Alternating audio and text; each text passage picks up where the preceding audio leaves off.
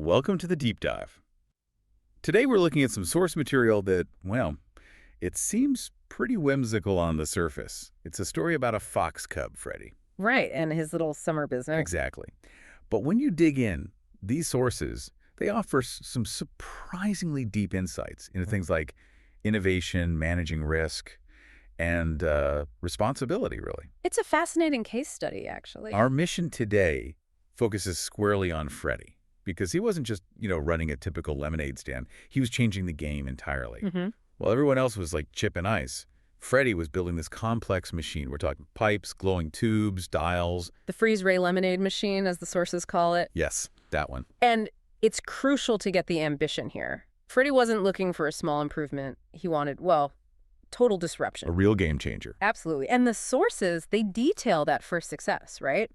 He hits the button and the lemonade, it doesn't just get cold. No. It instantly turns into these frosty cubes that sparkled like diamonds. That's how they put it. Wow.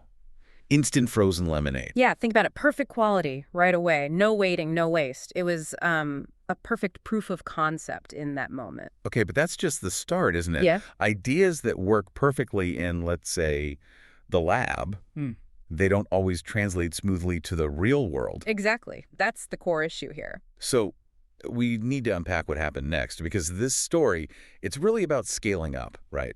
About what happens when this amazing tech gets pushed maybe too far. Well, that ambition, it's usually seen as good, but here it becomes a bit of a warning. Freddy had it working. He had his medium freeze. It's a standard setting. Right, the SOP. Right. But instead, he thought, what can this thing really do? He cranked that dial way up, maximum power over stability. And that's where we hit the first big lesson, I think. Uncontrolled innovation. The second he pushed past that save point, he went from inventor to, well, liability almost instantly. You see the ripple effects, the collateral damage starting. Absolutely. The machine was meant for lemonade, but suddenly it's impacting the whole environment negatively. You can track the failures escalating. Like what? First, small things, zap. A beach ball isn't soft anymore. It's this hard, icy thing. Okay. Then, zing. The sandbox, a shade space, it freezes solid. Suddenly, it's a skating rink hazard. These are sort of technical failures impacting others. Minor, maybe, but disruptive. But then comes the big one. Farmer Jack, yeah. His tractor. Yeah.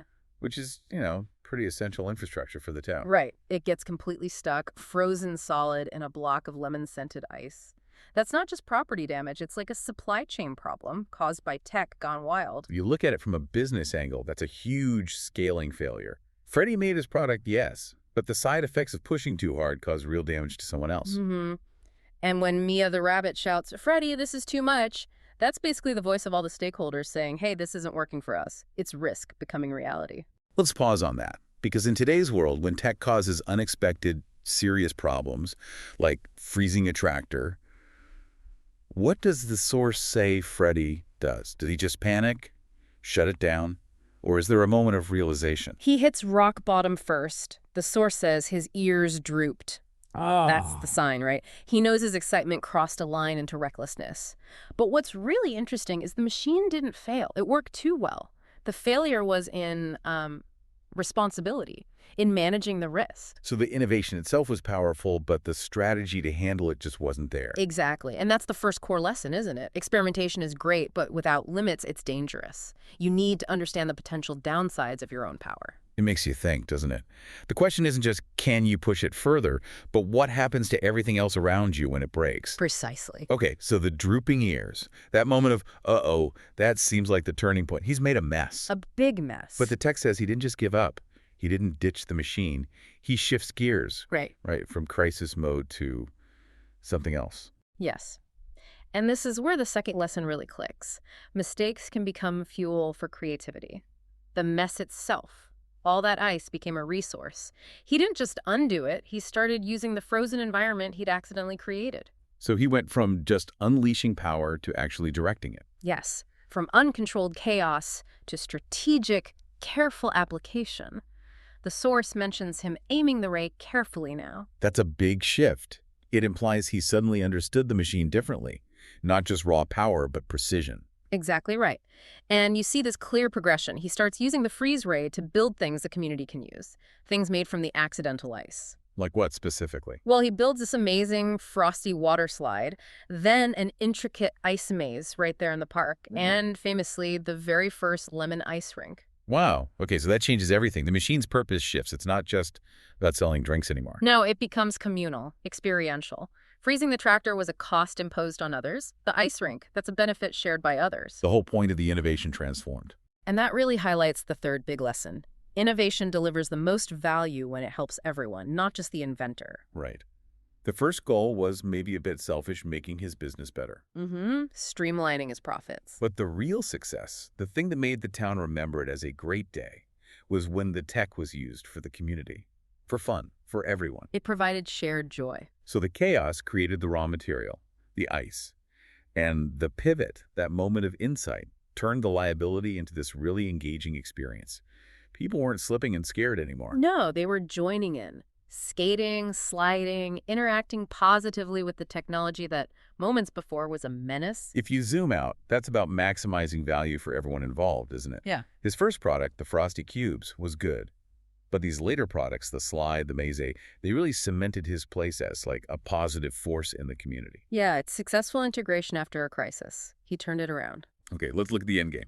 Sun setting, disaster averted, everyone's happy. Right. What's Freddy's big takeaway here?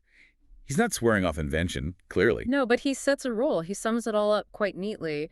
Next time, I'll keep it on medium freeze. Okay. That's not just him feeling bad. That's him creating a standard operating procedure, an SOP based directly on analyzing the failure.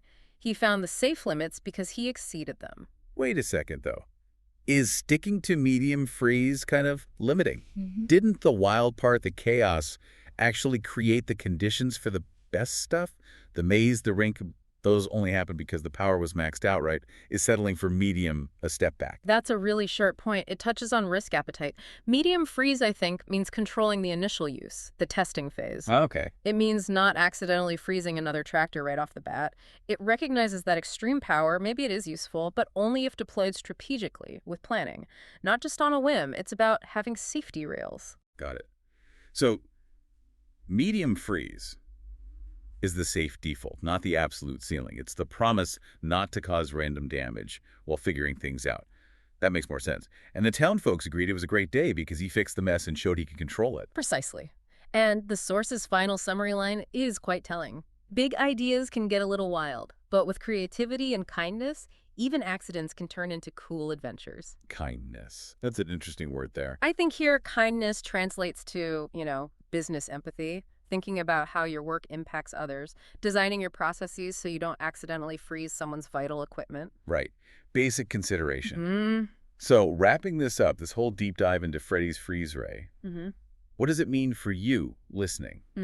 We've seen that a truly big idea needs more than just being clever. Yeah, it needs risk awareness, a plan for when things go wrong, a pivot plan, and the ability to learn and set boundaries for yourself. The line between disaster, like Farmer Duck's tractor, Yeah. and success, like the ice rink, was really about creatively redirecting that massive, almost catastrophic power. So we'd encourage you to think about your own projects through this lens. Where is your freeze dial set? Do you have safeguards? Are you thinking about the potential ripple effects? Or are you maybe pushing for maximum power without quite having your own medium freeze SOP figured out yet? It's worth considering. And here's the final thought we want to leave you with today. Freddy decided medium freeze was the way forward for safety, for predictability. Makes sense. But let's not forget the really cool transformative stuff, the slides, the maze, only happened because he did crank it up high. The chaos created the opportunity. Right. So maybe the ultimate test for an innovator isn't just avoiding disaster. Maybe it's about knowing how to actually control the peak chaos when it happens, how to harness that unstable energy and point it towards something good. Something to definitely mull over next time you're deciding how high to crank your own dial.